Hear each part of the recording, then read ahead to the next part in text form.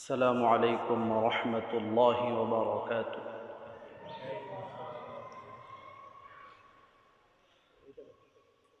إن الحمد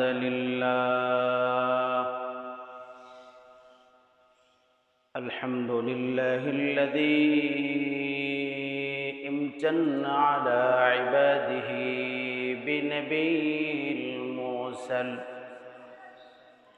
وصلى الله تعالى عليه وعلى آله وأصحابه وكتابه المنزل، ونشهد أن لا إله إلا الله وحده لا شريك له، ونشهد أن سيدنا وسندنا ونبينا وشفيعنا وحبيبنا وحبيب ربنا وطبيبنا وطبيب أرواحنا محمدًا عبد الله ورسوله، أرسله الله بالحق بشيرا ونذيرا وداعيا إلى الله بإذنه وسراجا وقمرا منيرا. أما بعد، فقد قال الله تبارك وتعالى في كلامه المجيد وفرقانه الحميد। সকলেই পুরুষোচিত কণ্ঠে আওয়াজ করে পড়ুন, আউযু বিল্লাহি মিনাশ শাইতানির রাজীম।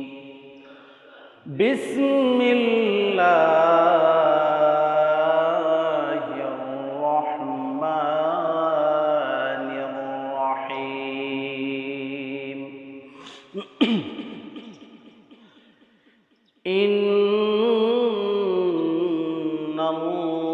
ইন্নাল্লাহা ওয়া মালাইকাতাহু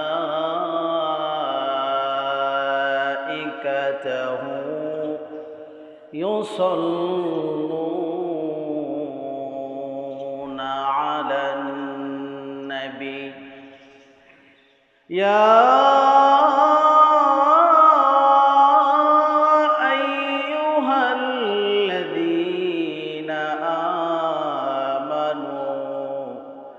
صلوا عليه وسلموا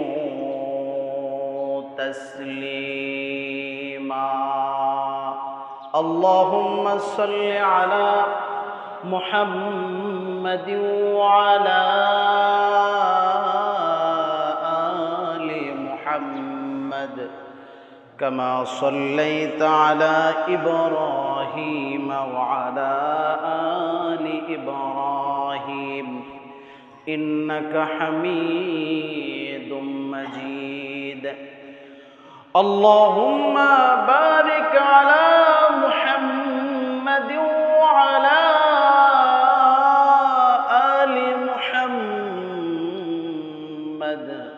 كما باركت على إبراهيم وعلى آل إبراهيم إنك حميد مجيد. بلغ العلا بكماله،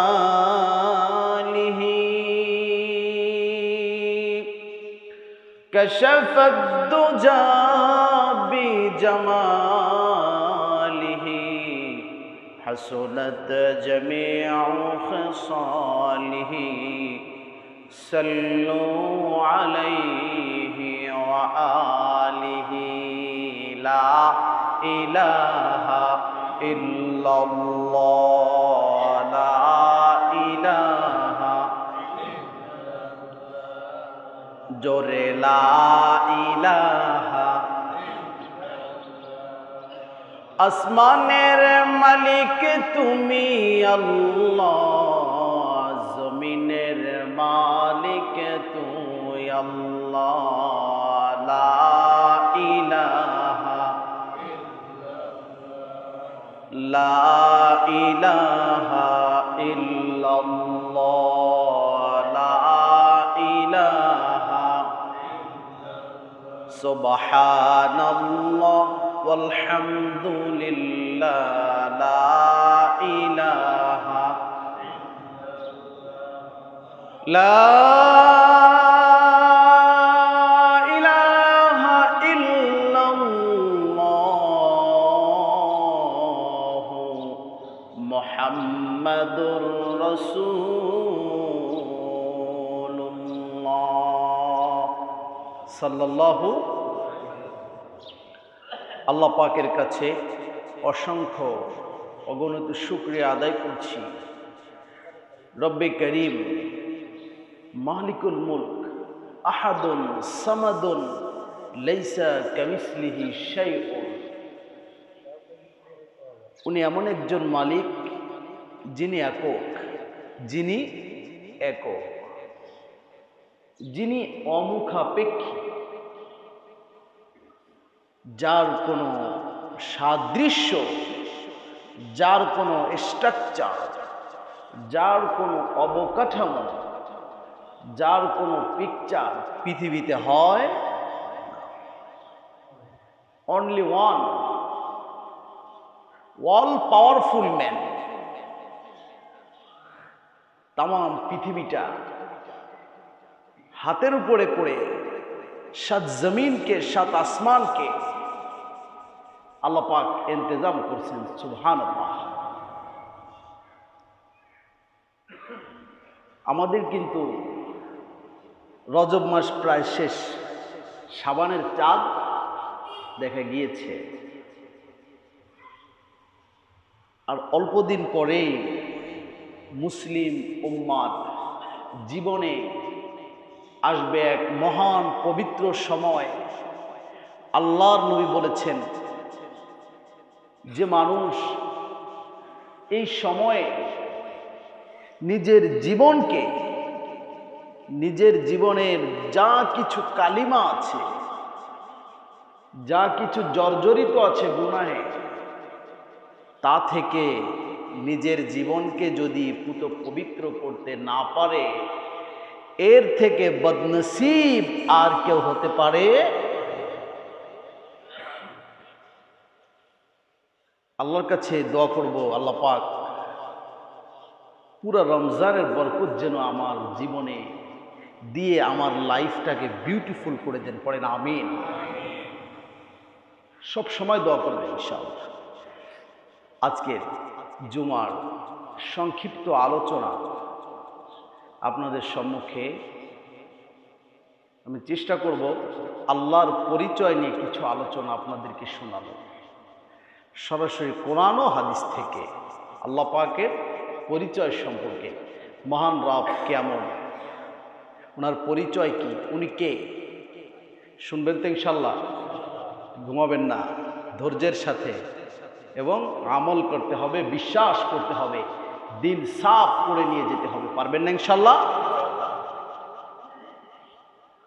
আল্লাহর নবী, বিশ্ব নবী, রাসূলে আরবি সাল্লাল্লাহু আলাইহি ওয়াসাল্লাম যখনই সুযোগ পেতেন দিন প্রচারের কাজে লেগে যেতেন। সময় হলেই দিন প্রচার করতেন। রাত নেই, দিন নেই, খাওয়া নেই, দাওয়া নেই, যখন ইচ্ছা তখনই দিন প্রচার করতেন। উদ্ভট উদ্ভট প্রশ্ন মানুষে করত, সাহাবীরাও করত। মক্কার বিভিন্ন প্রকারের মানুষ রাসূলকে প্রশ্ন করত, কাফেররা পর্যন্ত রাসূলকে প্রশ্ন করত। এমন এমন প্রশ্ন করছে রাসূলকে আটকানোর জন্য, রিসালাতকে অস্বীকার করার জন্য, মাইনাস করার জন্য, ইসলামের বাতিকে নিভিয়ে দেওয়ার জন্য। এখনো পর্যন্ত তাম পৃথিবীতে অনেক ইসলাম বিদ্বেষীরা পায়চারা করে, দুঃসাহস দেখায় ইসলামকে মিটিয়ে দেওয়ার জন্য। এটা শুধু এখন নয়, রাসূলের যুগেও ছিল, রাসূলের যুগেও ছিল। আল্লাহর নবীর কাছে একদা মক্কার কাফেরের একটি দল রাসূলের কাছে এসে, ও মুহাম্মদ, ও মুহাম্মদ, কার ইবাদতের কথা তুমি আমাদেরকে করতে বলো? কোন মাবুদের কথা তুমি আমাদেরকে বলো? মক্কার মানুষের মাঝে তুমি যে মাবুদের হুকুম আহকাম প্রচার করো তার পরিচয়টা একটু বলো, তার পরিচয়টা একটু বলো। কোথায় তার বাসা, কোথায় তিনি থাকেন, কি তার কাজ? আল্লাহর নবী মুহাম্মদ সাল্লাল্লাহু আলাইহি ওয়াসাল্লামের কাছে প্রশ্ন করছে মক্কার কাফেররা।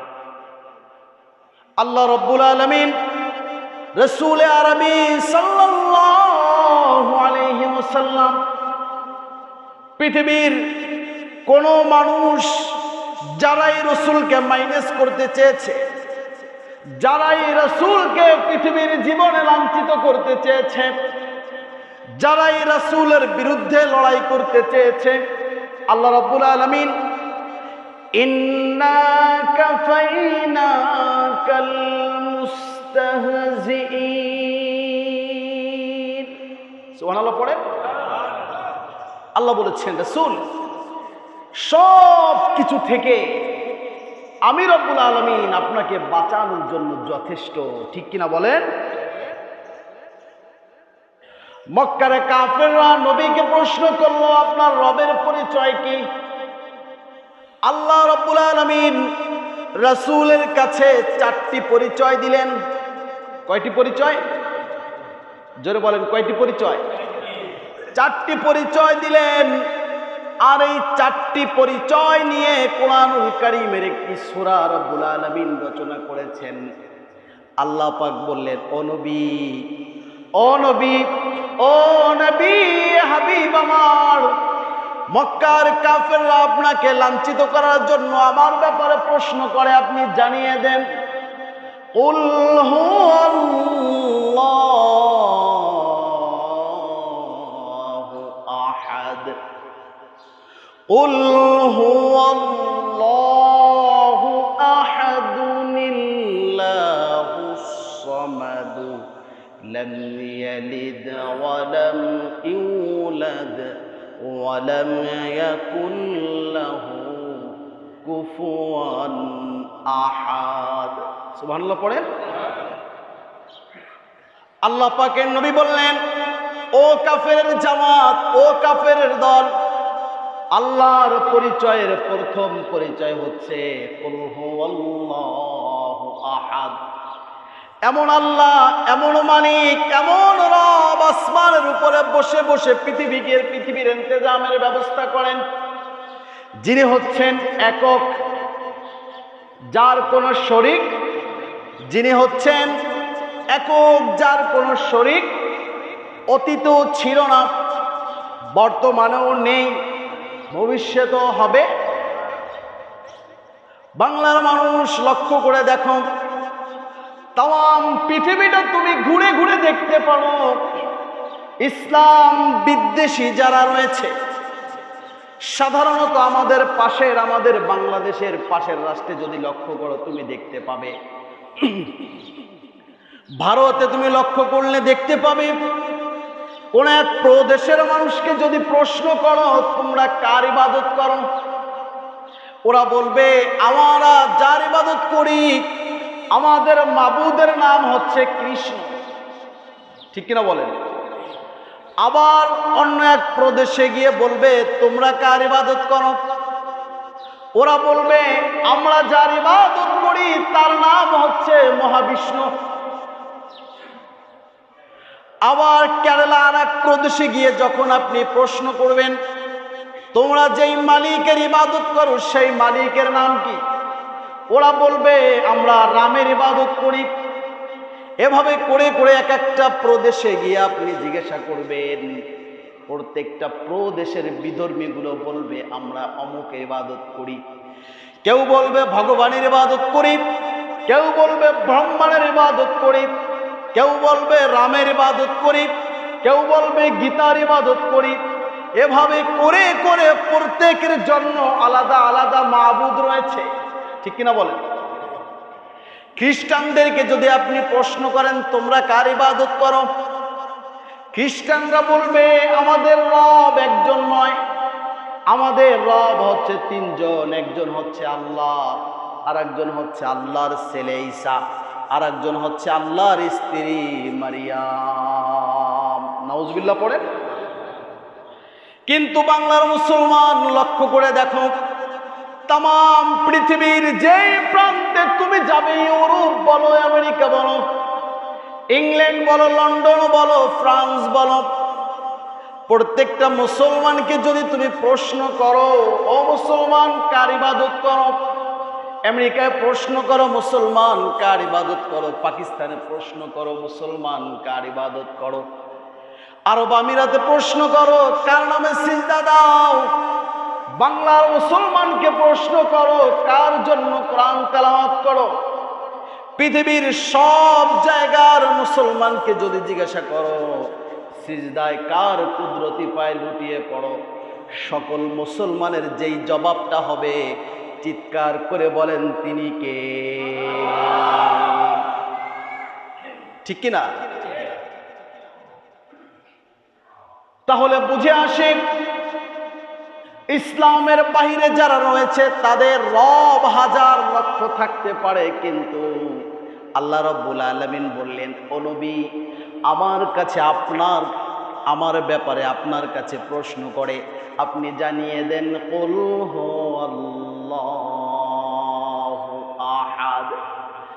আমার শুধু নয়, শুধু আরবের নয়, শুধু মক্কার নয়, শুধু মদিনার নয়, কিয়ামত পর্যন্ত ইসলামের মালা যারা পরিধান করবে, ইসলাম নামক বৃক্ষের নিচে যারা ছায়া গ্রহণ করবে, আল্লাহর নবী বললেন তাদের রব হবে একজন, তাদের রব হবে একজন, তাদের রব হবে একজন। তিনি কে? বুখারীর বর্ণনা খুলে দেখেন, 3959 নং হাদিসের বর্ণনা। আল্লাহ নবীর সাহাবী আব্দুল্লাহ বর্ণনা করেন, আন আব্দুল্লাহ রাদিয়াল্লাহু তাআলা আন دخل النبي صلى الله عليه وسلم مكة। আল্লাহর নবী মক্কা বিজয়ের সময় মক্কায় প্রবেশ করলেন। وحول بيته 60 و100 سلاس و300 نصب। আল্লাহ নবীর সাহাবী আব্দুল্লাহ বর্ণনা করেন, আল্লাহ নবী যখন মক্কায় প্রবেশ করলেন, মক্কায় প্রবেশের পরে বাইতুল্লাহর চতুর্দিক দিয়ে চারপাশে একটা নয়, দুইটা নয়, 360টা মূর্তি দিয়ে পুরো বাইতুল্লাহকে ঘেরাও করা ছিল। কয়টা? 360। আল্লাহ নবী সাহাবীদেরকে নিয়ে ঢুকলেন। আব্দুল্লাহ বর্ণনা করেন, ওয়া জাআলা ইয়াতুনুহা বিউদিন ফি ইয়াদিহি। ও সাহাবীরা, ও সাথীরা, আল্লাহর নবীর হাতে একটি লাঠি ছিল, ওই লাঠি দিয়ে প্রত্যেকটা মূর্তিকে ভাঙে আর ওই বাইতুল্লাহ থেকে সরায়। আর সাহাবীদেরকে বলে, ও আমার সাহাবীরা, আখরিজ আখরিজ আখরিজ, এগুলোকে বাইতুল্লাহ থেকে তোমরা দূর করে দাও। আর জবানে পড়তে থাকলেন, কুল জাআল হাক্কু ওয়া যাহাকাল বাতিলু ইন্নাল বাতিলা কানা যাহুকা। সুবহানাল্লাহ পড়েন। নবী বলেন, ও সাহাবীরা, হক চলে এসেছে, বাতিল যাওয়ার সময় এসেছে। হক যেখানে ডান্ডায়মান দাঁড়িয়ে গেছে সেখানে বাতিল থাকতে পারবে না, বাতিল থাকতে পারবে না। একটা মূর্তিও বাইতুল্লাহর মধ্যে থাকবে না। একটা মূর্তির নামেও বাইতুল্লাহর মধ্যে সিজদা হবে না, একটা মূর্তির নামেও কোনো মান্নত হবে না, একটা মূর্তির নামেও কোনো কসম হবে না। সকল সিজদা, সকল প্রকারের মান্নত, সকল প্রকারের কসম, সকল প্রকারের ইবাদত যার জন্য হবে, নবী বললেন চিৎকার করে বলো তিনি কে। সবকিছুকে ভেঙে গুড়িয়ে দিন, একটা মূর্তিও নেই, সব শেষ। একজনের নামে সিজদা হবে, তিনি আল্লাহ রাব্বুল আলামিন বলেন, ও নবী জানিয়ে দেন এটাই আমার পরিচয়, এটাই আমার পরিচয়। কুল হুয়াল্লাহু আহাদ, আমি এমন আল্লাহ, আমি এমন আল্লাহ, আমি একক, আমার কোনো ঘুম নেই, আমার কোনো খাওয়া নেই, আমার কোনো তন্দ্রা নেই, আমার কোনো কাজ নেই, আমার কিছুই নেই, আমি শুধু বসে বসে তোমাদের পৃথিবীর সব কিছু দেখি। দ্বিতীয় নম্বর পরিচয় দিলেন নবী, জানিয়ে দেন। দ্বিতীয় নম্বর পরিচয় নবীকে বললেন, নবী মক্কার কাফেরদেরকে জানিয়ে দেন আমার পরিচয়, ওরা জানতে চায়। আল্লাহু সামাদ, আল্লাহ পাকের দ্বিতীয় নম্বর পরিচয় আল্লাহু সামাদ। সামাদ, সামাদ শব্দের অর্থ হচ্ছে অমুখাপেক্ষী। কেমন অমুখাপেক্ষী দেখেন, উনি এমন মালিক যার কিছুরই প্রয়োজন হয় না, কারোর কাছে কোনো সাহায্যের প্রয়োজন হয় না।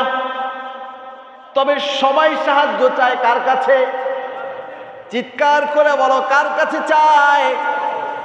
উনি এমন মালিক, ওনার নাম হলো আস-সামাদ, উনি অমুখাপেক্ষী।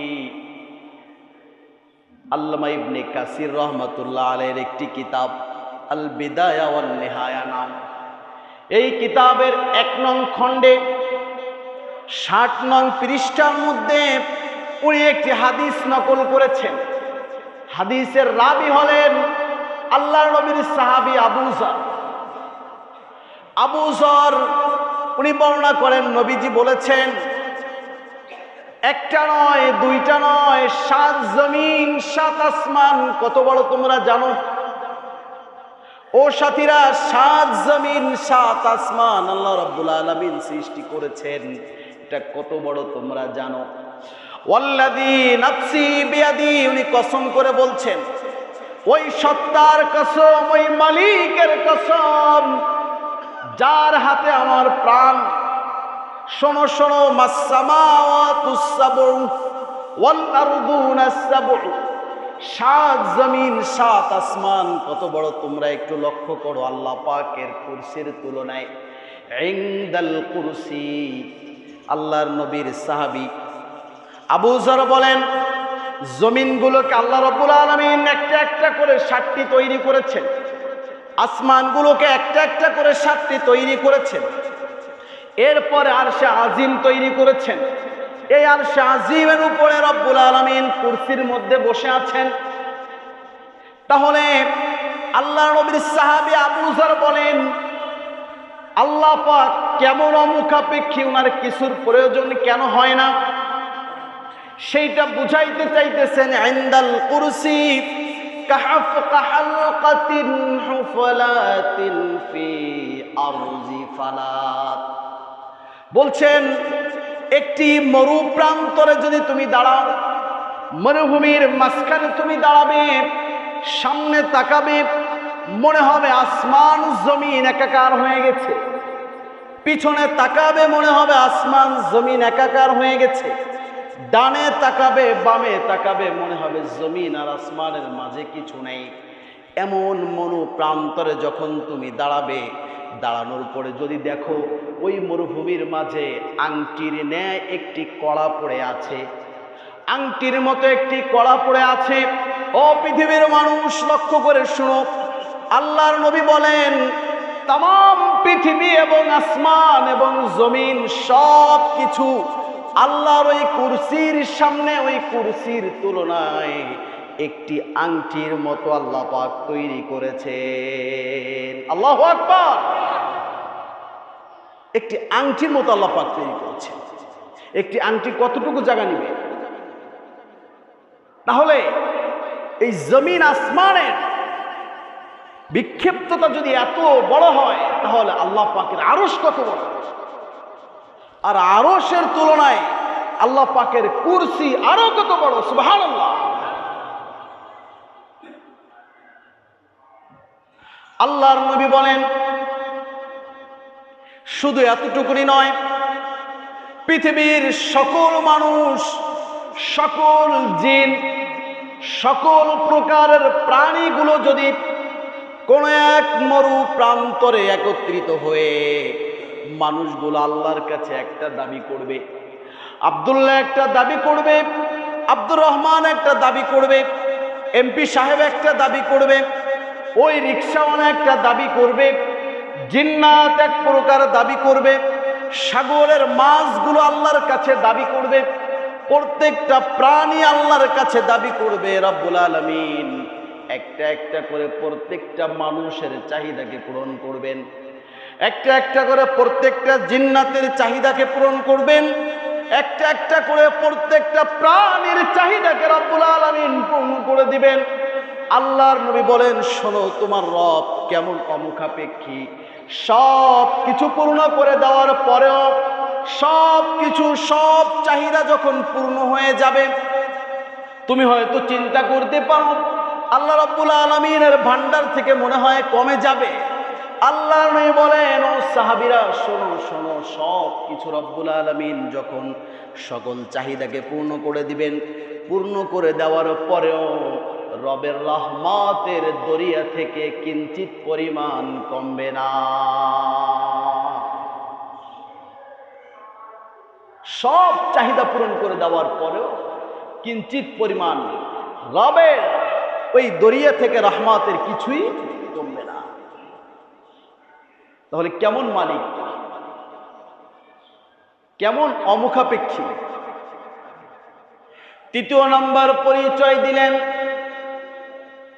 আল্লাহর নবী মক্কার কাফেরদেরকে বলেন, ও কাফেরের দল, শোনো, আল্লাহ পাকের তৃতীয় পরিচয়, লাম ইয়ালিদ ওয়া লাম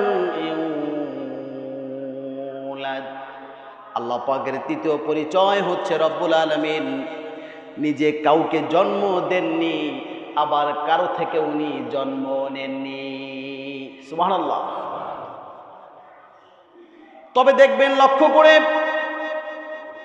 পৃথিবীতে যত ইহুদি আছে সব ইহুদিরা বলে আল্লাহর একজন ছেলে আছে, উজাইর।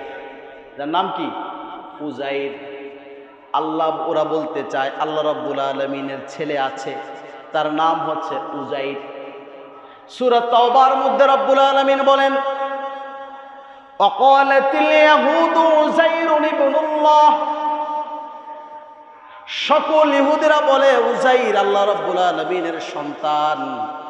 কিন্তু আল্লাহ রাব্বুল আলামিন এখানে বললেন, না না, আমি তো এমন রব, আমার পরিচয় হচ্ছে আমি কাউকে জন্ম দেইনি, আবার আমার থেকে কেউ জন্ম নেয়নি। ঠিক না? উনি জন্মই দিতে পারেন না, কারণ যে জিনিসটা জন্ম হয় ইনি খালিক হতে পারে না, ইনি মালিক হতে পারে না। কারণ যাকে সৃষ্টি করা হয় সে হয় মাখলুক, সে হয় কি? মাখলুক। কিন্তু আল্লাহ পাক তো মাখলুক নয়, উনি হচ্ছেন তামাম পৃথিবীর সব কিছুর খালিক। ঠিক কিনা? চিৎকার করে বলেন। সূরা মারিয়াম খুলে দেখেন, সূরা মারিয়ামের 18 নং আয়াতের মধ্যে রব্বুল আলামিন বললেন, মক্কার নয়, শুধু তামাম পৃথিবীর সকল ইহুদিরা বলে আল্লাহ রাব্বুল আলামিন সন্তান জন্ম দিয়েছেন, আল্লাহ রাব্বুল আলামিন সন্তান জন্ম দিয়েছেন। আর এই সন্তান হচ্ছে ওদের একটা দাবি। এটা ওরা বলতে চায় যত ইহুদি পৃথিবীতে আছে সব ইহুদিরা হচ্ছে আল্লাহর সন্তান। অর্থাৎ ওরা বলে আমরা আল্লাহর সন্তান যেমন আবার কাল কিয়ামতের পরে আমরাই আগে জান্নাতে যাব। নাউজুবিল্লাহ পড়েন। সব ইহুদিদের দাবি এটা। অথচ ওমা ইয়ামবাগি লির-রহমান আইয়াত্তাখিযা ওয়ালাদা, আল্লাহ বলছেন আল্লাহর জন্য এটা উচিত নয় যে উনি সন্তান গ্রহণ করবেন। আল্লাহর জন্য এটা উচিত নয় যে উনি সন্তান গ্রহণ করবেন। আর তারা বলছে যে না, আল্লাহর কি আছে? সন্তান আছে। এই জন্য রব্বুল আলামিন বললেন, নবী জানিয়ে দেন, ও নবী জানিয়ে দেন, আমার 3 নম্বর পরিচয় হচ্ছে লাম ইয়ালিদ ওয়া লাম ইউলাদ।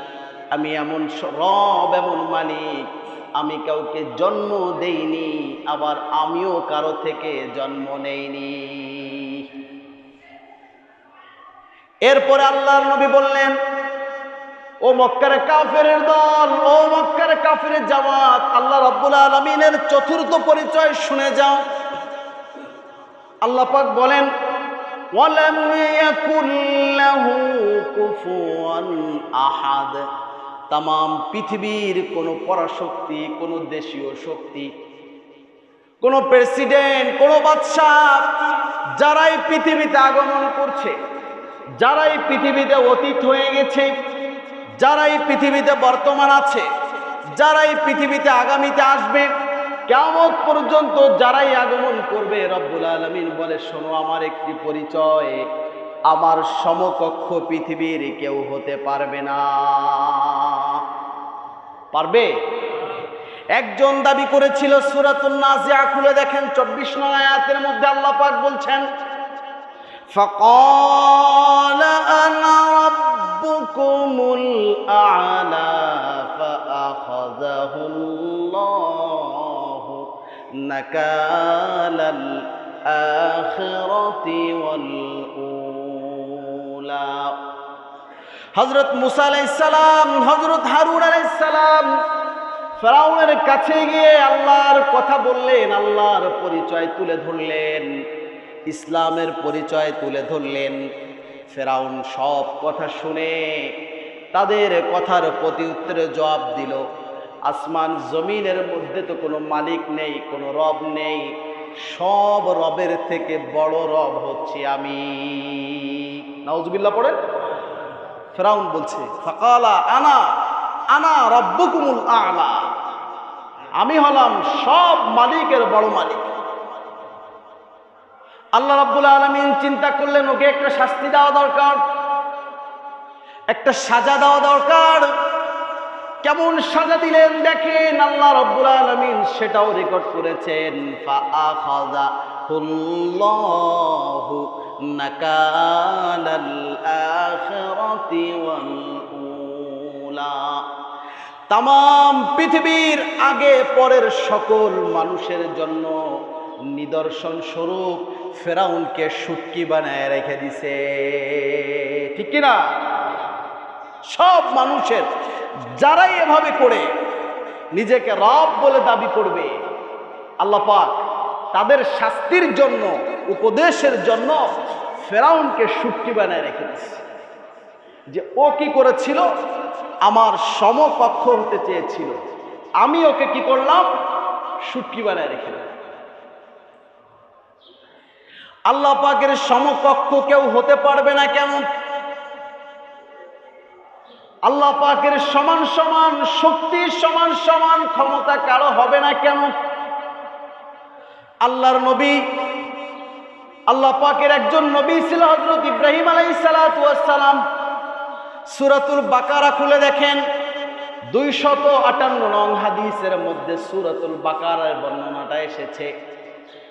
আল্লাহর নবী, আল্লাহর খলিল হযরত ইব্রাহিম আলাইহিস সালাম নমরুদের সাথে তর্ক করছেন। নমরুদ, আল্লাহ পাক রব্বুল আলামিন উম্মতে মুহাম্মাদের জন্য এটাকে রেকর্ড করেছেন। আলাম তারা ইলাল্লাযী হাজ্জা ইব্রাহিম। ও নবী, আপনি কি দেখেন না, আপনি কি দেখেন না ইব্রাহিমের সাথে তর্কে লিপ্ত হয়েছিল, ইব্রাহিমের সাথে ঝগড়া করেছিল ওই ব্যক্তি যাকে আমি দুনিয়ার ক্ষমতা দিয়েছিলাম। কি ঝগড়া করলো ইব্রাহিমের সাথে?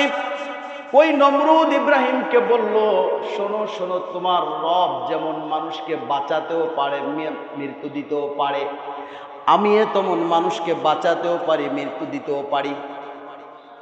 নবী ইব্রাহিম বললেন, ঠিক আছে, তাহলে আমার রব যেমন মানুষকে হায়াত দেয় আবার মউত দেয়, তুমিও দাবি করছো তুমিও হায়াত দাও মউত দাও, অর্থাৎ রবের সমান সমান দাবি করছো।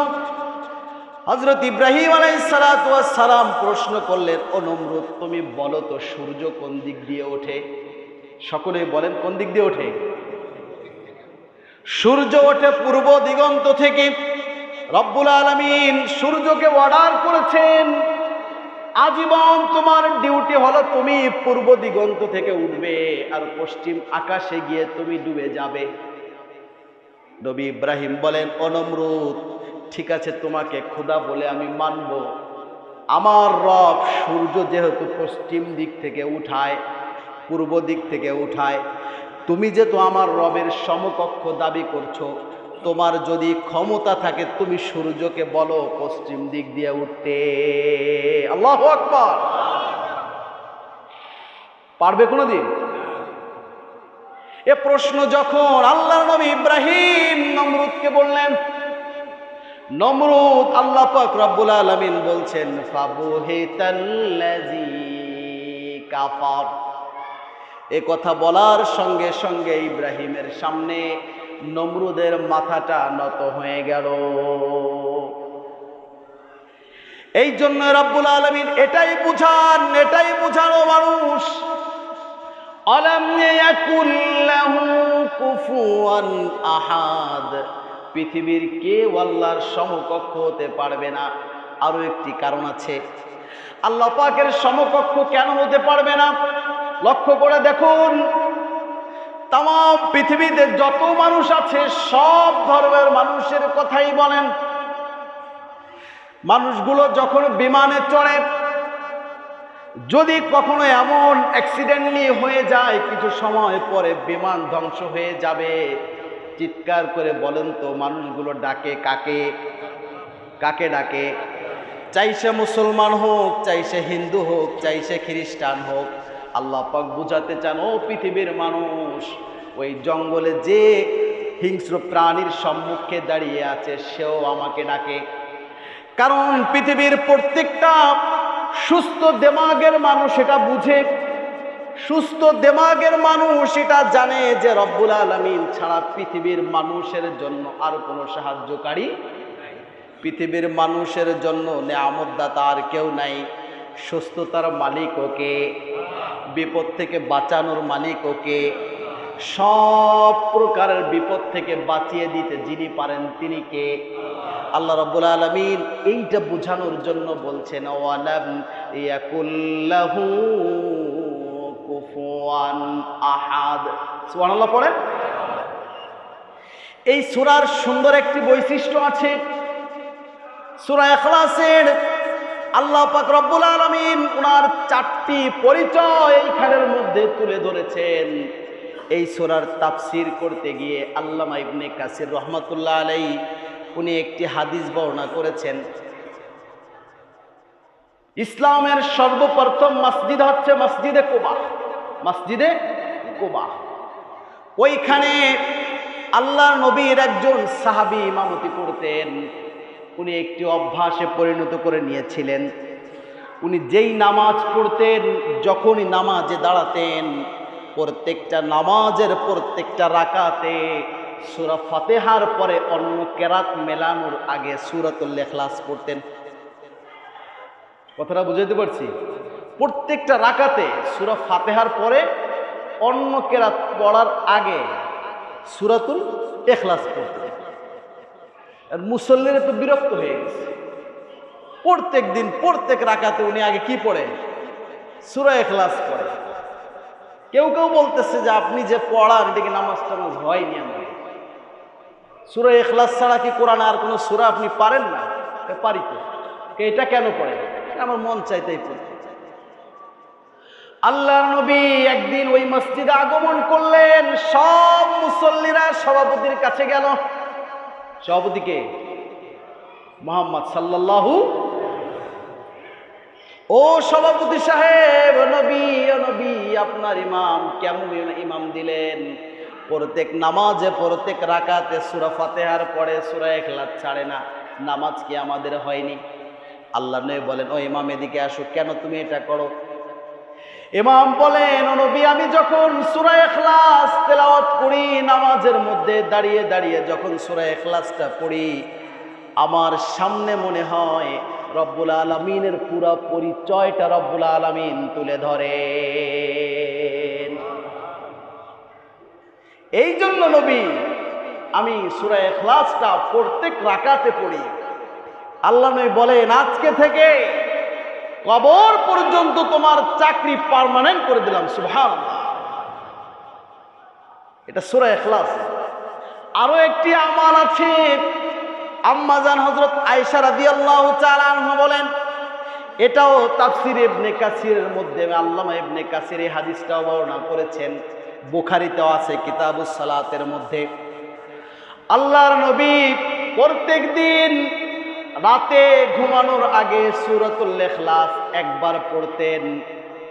লক্ষ্য করে শুনুন, সূরাতুল ইখলাস একবার পড়তেন, সূরাতুল ফালাক একবার পড়তেন, সূরাতুন নাস একবার পড়তেন। এই তিনটা সূরা পড়ে নিজের হাতে ফু দিতেন। ফু দিয়ে পুরা শরীরটার যতদূর সম্ভব মুছতেন। কথা বুঝে আসছে? সূরাতুল ইখলাস, সূরাতুল ফালাক, সূরাতুন নাস, এই তিনটি সূরা পড়ে দম করে যদি কোনো মানুষ রাত্রে ঘুমাতে পারে, কোনো প্রকারের জিন শয়তানের আসর তাকে অ্যাকশন করতে পারবে না। কোনো প্রকারের জিন শয়তান তাকে কি করতে পারবে না? আসর করতে পারবে না। তো আমি যেটা বলতেছিলাম, এটা আমলটা করতে পারবেন তো ইনশাআল্লাহ? পারবেন? আমলটা করেন।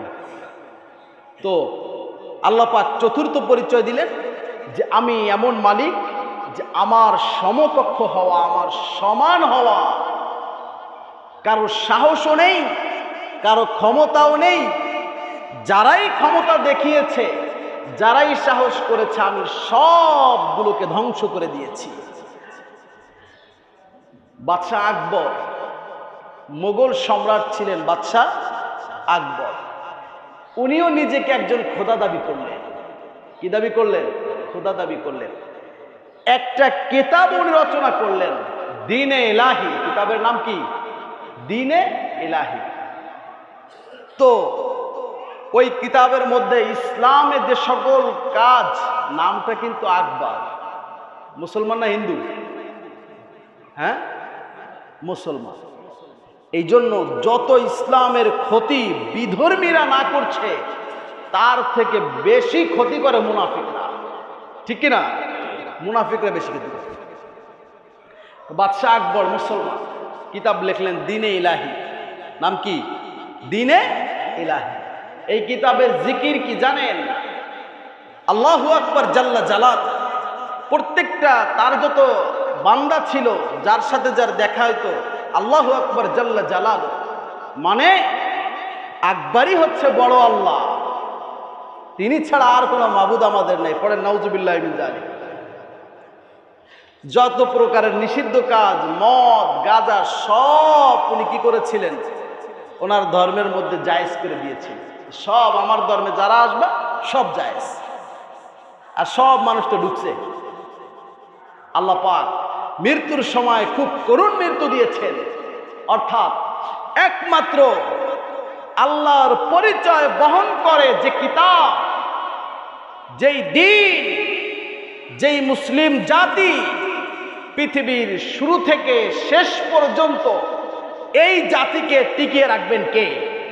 আরো চিৎকার করে বলেন কে? সবগুলো আস্তে আস্তে করে ঝরে যাবে। সব আস্তে আস্তে করে কি হবে? ঝরে যাবে। এক সময় কোরআন বিদ্বেষীরাও ধ্বংস হয়ে যাবে। কোরআন মিডিল পয়েন্টে চলে আসবে। সব কোরআন থেকে আলো গ্রহণ করবে, নূর গ্রহণ করবে। ভয় পেও না মুসলমান, তোমাদের সুখের সময় আসছে।